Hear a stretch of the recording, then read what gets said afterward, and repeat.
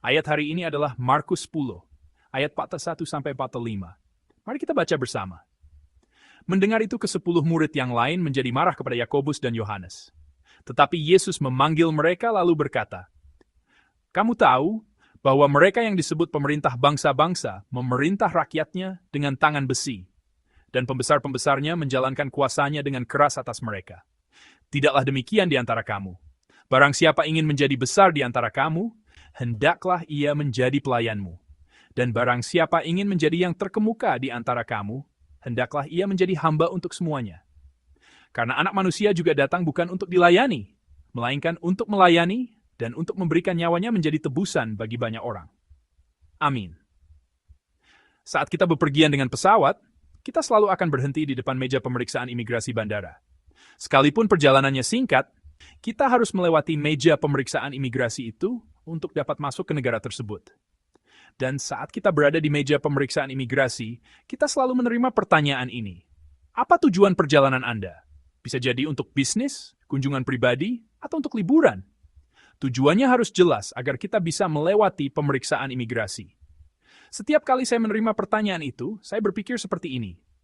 Bahkan untuk perjalanan singkat selama seminggu, tujuannya harus jelas untuk bisa masuk dan kita ditanya apa tujuannya. Lalu bagaimana jika setelah kita menyelesaikan perjalanan hidup ini dan masuk ke surga, Tuhan bertanya kepada kita, "Apa tujuan hidupmu?" Apa yang akan kita jawab? Apakah kita akan menjawab, "Saya datang setelah bekerja keras dalam bisnis kerajaan. Saya hidup dengan giat untuk kerajaan Allah." Ataukah kita akan berkata, "Saya hidup hanya untuk bisnis, pekerjaan saya, rencana saya, dan kesuksesan saya"? Jemaat yang terkasih, ketika Tuhan melakukan pemeriksaan imigrasi di surga dan bertanya, "Apa tujuan hidup kita?" Saya memberkati Anda dan saya agar sisa waktu kita diisi dengan jawaban, "Kami telah berlari dengan giat untuk kerajaan Allah."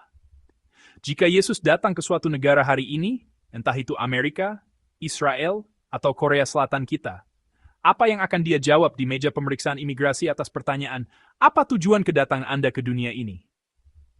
Saya rasa akan menjawab dengan firman dari Markus 10 dan 45 yang kita baca hari ini. Mari kita baca sekali lagi firman di ayat 45. "Karena Anak Manusia juga datang bukan untuk dilayani, melainkan untuk melayani dan untuk memberikan nyawanya menjadi tebusan bagi banyak orang." Amin. Jika Yesus datang ke sini hari ini, Dia akan menjawab seperti ini kepada kita semua yang menanyakan tujuannya. Dan pertanyaan itu kembali kepada kita. Mengapa Anda hidup di dunia ini? Mengapa kita hidup di dunia ini? Kita selalu sibuk, banyak yang harus dilakukan, dan dengan penuh tanggung jawab berlari giat menuju sesuatu, tetapi harus ada tujuan yang lebih besar di atas semua itu. Saya percaya ini bukan perjalanan untuk diri saya, bukan hidup untuk diri saya, melainkan harus menjadi hidup untuk kerajaan Allah. Perjalanan untuk kerajaan Allah. Dalam perikop hari ini adalah adegan di mana Yesus dengan paling jelas dan tegas memberitahukan tujuan hidup. Dan ayat yang paling inti dari Injil Markus dapat dikatakan adalah firman di ayat 45 hari ini.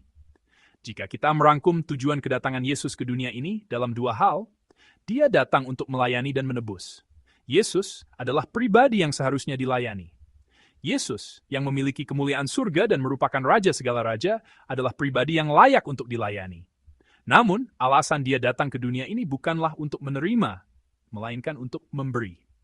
Dicatat dengan jelas bahwa Dia berkata, "Aku datang ke dunia ini bukan untuk meninggikan dirinya, melainkan untuk menyerahkan dirinya."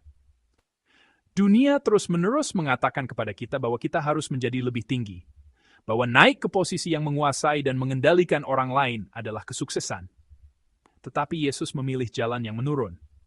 Dia terus-menerus memilih jalan yang rendah, jalan pelayanan, jalan penyangkalan diri, dan mengatakan bahwa itulah tujuan dan alasan mengapa Dia datang ke dunia ini. Yesus tidak hanya menunjukkan teladan pelayanan, tetapi juga mengatakan dirinya sebagai tebusan, bahwa Dia datang ke dunia ini untuk memberikan nyawanya menjadi tebusan bagi banyak orang. Kata tebusan ini berada di pusat Injil. Arti dari penebusan adalah membayar harga sebagai ganti, bukan? Alkitab dengan jelas mencatat bahwa Yesus datang dunia ini untuk membayar utang yang tidak dapat dilunasi oleh seseorang. Alkitab mencatat, sebab upah dosa ialah maut. Dosa pasti menuntut harganya. Allah adalah kasih. Tetapi pada saat yang sama, Dia adalah pribadi yang kudus. Allah yang adil. sehingga dia tidak begitu saja mengabaikan dosa itu. Itulah sebabnya penebusan diperlukan. Adegan ini mungkin merupakan gambaran bayangan yang sudah ditunjukkan dalam peristiwa Paskah di Kitab Keluaran. Ketika bangsa Israel menjadi budak di Mesir karena dosa mereka, pada hari kematian ketika malaikat maut datang untuk membunuh semua anak sulung pada malam itu, Tuhan memerintahkan, "Apakah engkau percaya kepadaku? Semua umatku yang percaya kepadaku, sembelihlah anak domba yang tidak bercela, oleskan darahnya pada ambang pintu, dan biarkan maut itu lewat." Semua orang yang selamat pada malam itu bukanlah orang-orang yang baik secara moral, orang-orang baik, atau orang-orang kaya. Menjadi seorang Ibrani pun tidak secara otomatis melindungi mereka. Hanya keluarga yang pintu rumahnya diolesi dengan darah anak domba itu yang dapat melewati maut. Karena ada darah anak domba itu, mereka dapat terhindar dari kematian. Anak domba itu mati sebagai gantinya. Anak domba itu mati menggantikan kematian yang seharusnya dialami anak sulung, dan darahnya menggantikan nyawa. Peristiwa itu adalah bayangan dari salib. Yesus menjadi anak domba Paskah, dan sekarang berjalan menuju kematian.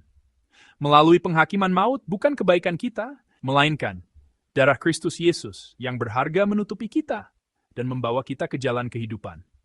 Oleh karena itu, salib bukan sekadar gambaran yang mengharukan. Salib adalah wujud kehidupan dari Allah yang adil yang tidak membiarkan kita mati, melainkan mengasihi kita sampai akhir. Salib adalah Yesus menanggung kematian yang dituntut oleh dosa, dan Yesus menerima penghakiman yang seharusnya kita terima. Dan Yesus juga berkata seperti ini, jika kita melihat firman dalam Yohanes 15:6, "Akulah jalan dan kebenaran dan hidup. Tidak ada seorang pun yang datang kepada Bapa kalau tidak melalui aku." Amin. Jalan Yesus bukanlah jalan yang dijelaskan. Dia adalah jalan itu sendiri. Dia tidak mengatakan, kamu akan diselamatkan hanya jika kamu berjalan di jalan itu.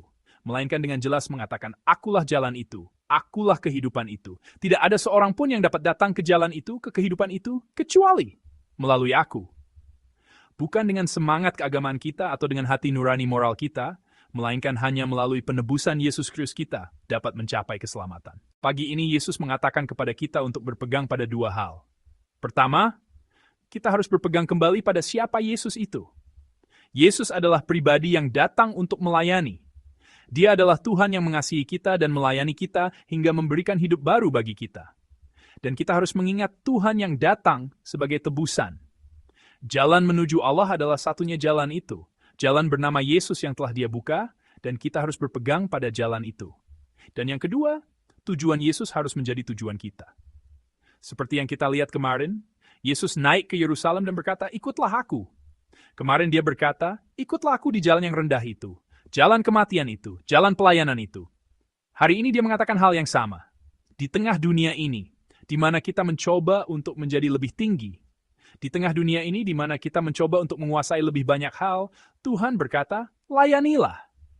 Dia berkata, agar kita merendahkan diri, melayani, melepaskan genggaman pada apa yang kita miliki, dan memberikannya kepada banyak orang. Seperti Yesus yang memberikan nyawanya. Saya memberkati Anda. Dan saya dalam nama Tuhan, agar hari ini menjadi hari yang diberkati di mana kita dapat memberikan banyak hal yang kita miliki. Dunia terus-menerus meminta, hiduplah untuk dirimu sendiri. Tetapi Tuhan berkata, hiduplah untukku, hiduplah untuk kerajaanku. Dan dunia terus-menerus berkata, menjadi lebih tinggi adalah sukses. Tetapi Tuhan kita berkata, menjadi lebih rendah adalah menjadi orang besar. Jemaat yang terkasih, kita adalah para peziarah iman yang berjalan menuju surga, mengikuti jalan yang telah ditempuh Yesus. Pada hari terakhir ketika hidup kita berakhir, Tuhan akan bertanya kepada kita, apa tujuan hidupmu? Apakah engkau hidup hanya untuk dirimu sendiri, hanya untuk kesenanganmu sendiri? Atau apakah engkau hidup di jalan yang rendah, jalan pelayanan, jalan berbagi, mengikuti jalan Yesus?